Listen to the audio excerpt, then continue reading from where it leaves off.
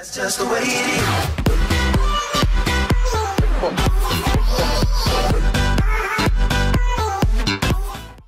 What is going on, guys? ZomChris here, and welcome to UHC Tips and Tricks episode 7. And in today's episode, we're going to be talking about how to handle the Nether and steps leading into the Nether you need to do. Now, I know I haven't done the series in a while, so be sure to leave a like and a comment down below. It really shows your support, and I appreciate greatly. And doing this series every few months has really helped me get new ideas, all of that, gather ideas, play UHC. You know, it helps the creative juices flow. Now, I know I usually continue it saying like, all right, do this, before you go do this. But in this one, I'm going to have to say, before you go down in the caves, if you're planning on going in the Nether, now this applies if you're having a normal game with no Nether, everything, all the previous episodes do apply. Remember, they are always in the description in order, episode 1 through 6. But this only applies to the Nether episode. So if you were to be at the surface and before you go down, I would suggest at least getting 6 sand. The reason for this is I'm going to need a crafting table. There we go. And I'm going to move the flint and steel in there because it's not as important. Basically, you gather 6 sand if you want to go to the Nether because you need to smelt it to make glass. And once you make glass, once you have the 6 glass, let me get it, there we go, you can make the thing called bottles. Now once you have bottles in the Nether, you can make potions. Potions will be used for strength. Most UHCs will only have strength, speed, fire resistance, and healing. Healing is used with melons. You can get this from a jungle. You can get this from, I think, mineshaft chest. You can get this from a normal dungeon chest, I believe, as well. This will be used for healing. But I'll get into potions in another episode, or perhaps even this episode. But if you want a healing pot, that will be for sure one of the items you want to get. Another material you want to get is this thing right here. This is not only good for enchanting, this is also good for sugar, which is also used for speed pots. Now for strength, we're going to have to go into the Nether and see. But also, I'm going to teach you guys how to, I'm actually going to have to open this to land world before I can allow cheats. So I can go into survival. But basically, I'm going to also teach you how to make a Nether portal from scratch. So we're basically going to say the starting supplies going into the Nether, and then how to handle the Nether once we're in. I might have to make a cut to find a Nether fortress, but either way, whether we find one or not. So basically, how you make a Nether portal, a makeshift one, is doing this. Now, I like this tactic the most. A lot of you guys notice I use this in Spoon. But basically, it's just clicking, you know, just really decently fast. You put a lava bucket, you put the water bucket before the lava bucket starts to move. This way you don't need a diamond pickaxe to go to the Nether, and you can go there really quickly. Oh, I did the wrong thing, but you know, easy fix. Let's get this cobblestone out of here. Let's get another lava bucket. Bam, there we go, and there we go. And now just to mine up the bottom portion, bam, bam, and we've got our Nether portal. Now we're gonna have to go back into creative to get our flint and steel back to light this bad boy.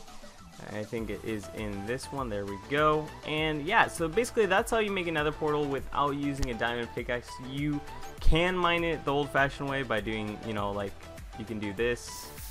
Oh, I need a lava bucket. There we go. You can do it the old-fashioned way by mining it up, but honestly, that is pointless. I don't see a point in doing that when you have all this lava here that you could be just doing this, and it's a lot quicker than mining it up manually. Also, so first of all, I'm going to make a checklist. Sand. Sugar.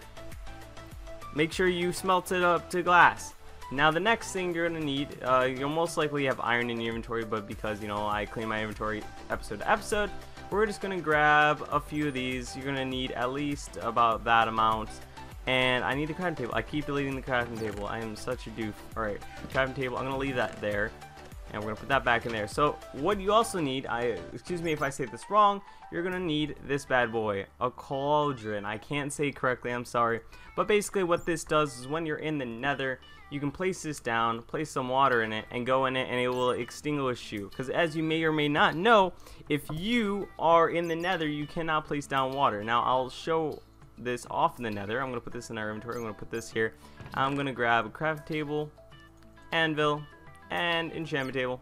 And I don't need any food because, once again, in creative. Let's go into the Nether. we are now in the Nether. Now, if you were to spawn here, I did this last episode when I kind of showed how to handle mobs of the Nether. Basically, when you come in, can't place down water, can you? It just extinguishes. But if you put down a cauldron and put some water in it, and if you were, all right, we'll use an example. I'll put fire here. I'll go into game mode survival. I'm on fire now. Now I cannot place down water. Oh no, I just wasted my water. We can go in the cauldron and it goes down a little bit, but it still extinguishes us, and we didn't go down a ton of health. Now I'm gonna have to get my water bucket to use it for more examples. But that's the main thing of the Nether, far as, like, you know, water, all that. So if you're going to the Nether, you should have your sugar, you should have your sand, you should have at least a furnace, and you should have all that stuff while going to the Nether. Now the main thing for the Nether, I'm not going to go around, I'm going to go quick search, but when you're going through here, a couple things you may want to go into the Nether for is quartz, for levels. You may want to go in for the fortress, for the chests, all that yada yada. We're just going to go straight up. Hopefully we'll find something. Alright, let's fly up. So essentially, if you're down there, blah blah blah blah, you would staircase to about here, you know, yada yada.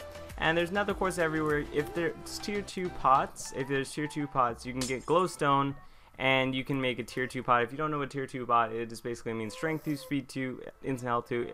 Instant health would just boost your health. If there was strength, it would boost your strength and you would deal a lot more damage. But I'm going to try and find a quick fortress. If there isn't, I'll just show you guys examples when you are handling mobs. But here's a fortress right here. I kind of figured I wouldn't have to go too far to find a fortress rather. And we just need to find the blaze spawner. So when you're going through these things, we'll go through here. You don't have to worry about too many things. But when you're going through, when you turn a corner, I'd very much suggest to go in F5 and go like this. Because around corners there will be wither skeletons. Wither skeletons is another mob that is very scary in the Nether, and you cannot jump into a cauldron to escape its grasp because it will wither you and you start to burn to death. And once you not burn to death, once you start withering away. Now in these chests you'll find golden horse armor usually, all that. But when you go into the Nether forges, the first thing you should try to get is this. It is nether wart. It is the base of all potions. And if without that you cannot make any potions, then it's basically worthless to go to the Nether unless you are going solely and only for the levels, which a lot of people go for the levels, and is very understandable just for the levels. But yeah, there's some diamond horse armor and a saddle if you really high on horses. I would be in 7th heaven if I found that, quite honestly. But a lot of times I go to the Nether just for levels because a lot of times strength is turned off and Nether is only on for the levels and all that. But you would have to, say a situation like that, the blaze wouldn't attack you right away. You probably would go like this, and you got to be very cautious. I hear a wither skeleton. Like in a situation like that, I would just block it off. I would not go after that. Like the only reason why they're not going after me, obviously, is because I'm in creative. If I was in survival, which I'll go in a more realistic thing, they would be tracking me. You just go at their feet. With the wither skeleton, they're 3 blocks high.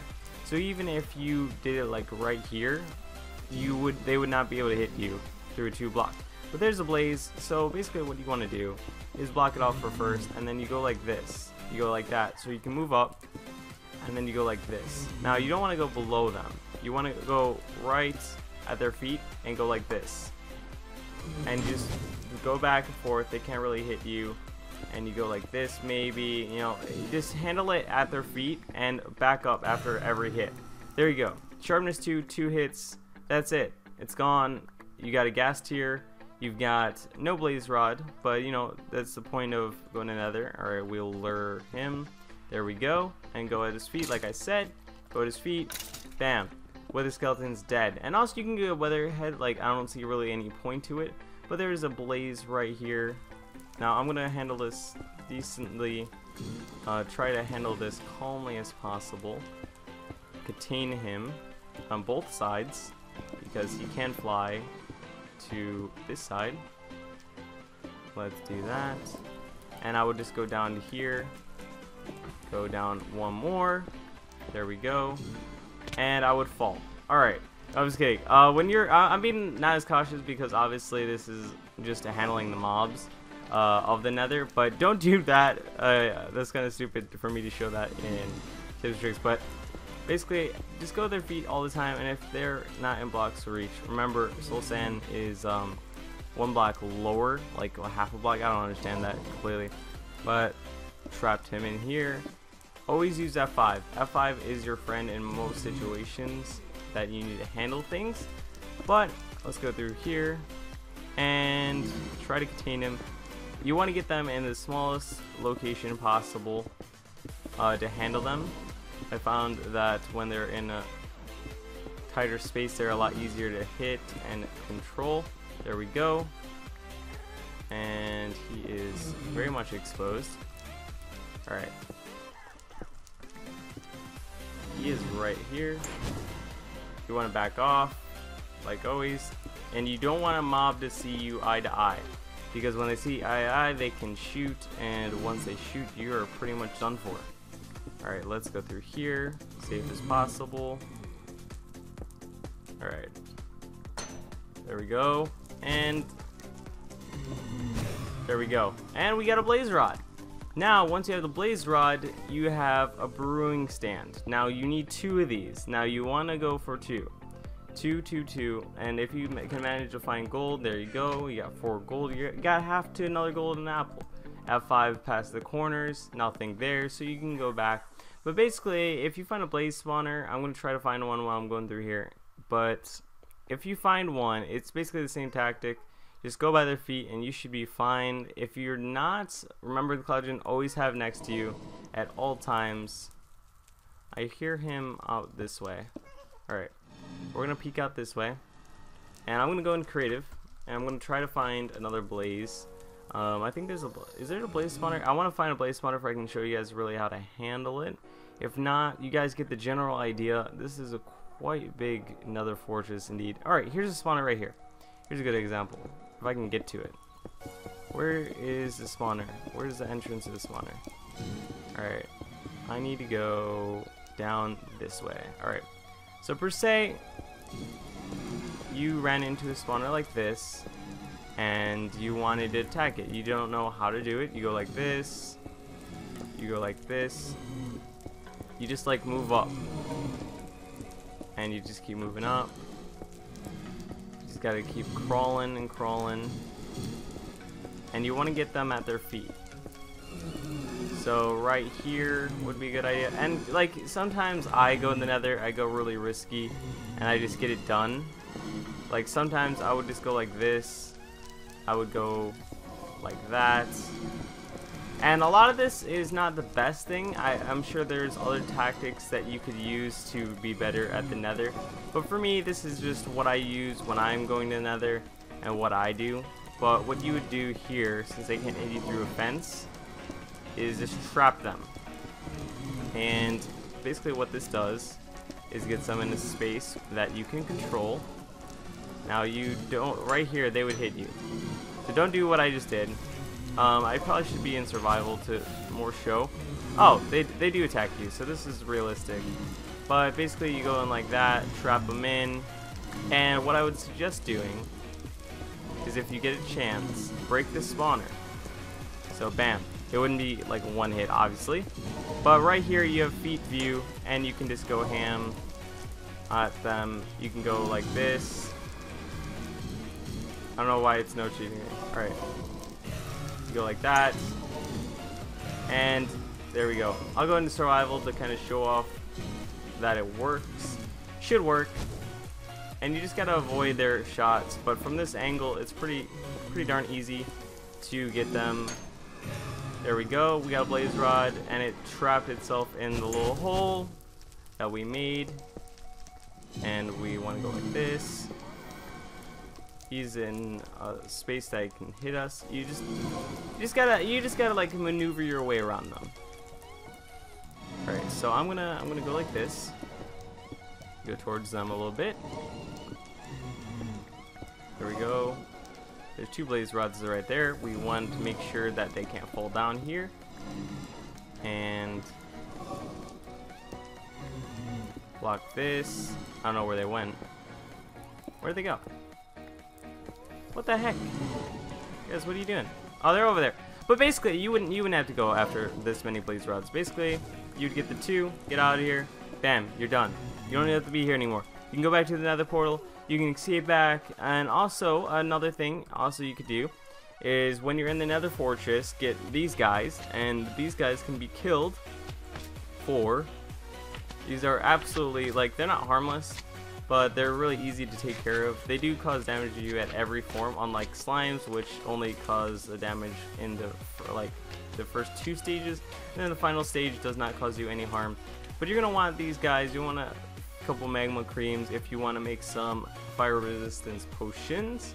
But as you can tell from the Nether fortress, we got Nether wart, blaze rod, we got magma cream, we got a gas tier. You can do so many things with this, but I will be explaining that in the next episode. But also, before you go to Nether, if you are watching this point, another thing you could possibly do if you forget your Nether portal coordinates, you can bring an extra obsidian that you need. So that's 3, 6, 7, 8, 9, 10. Bring like 10, 12 obsidian, maybe 2 water buckets, and then you can like extinguish yourself. But that would be a nice checklist. I'll try to remember to put a checklist in the description, an updated one of what we're doing, what you should bring in the Nether. But in next episode, I will cover not the portal making, but I will cover making potions. Now, I hope this episode was pretty helpful. If it was, make sure to leave a like and comment down below what you think I could have done better, what you do. Because I know this isn't the best. This is just my tactics. This isn't the best you could possibly do, but it's still good in my opinion. But comment down below, like down below, subscribe if you're new. If you're new, welcome. And I've been ZomChris. You've been watching UHC Tips and Tricks episode 7. And I hope you guys did enjoy it. I'll see you guys next time. Goodbye. La la la la la la la la la la la la la la.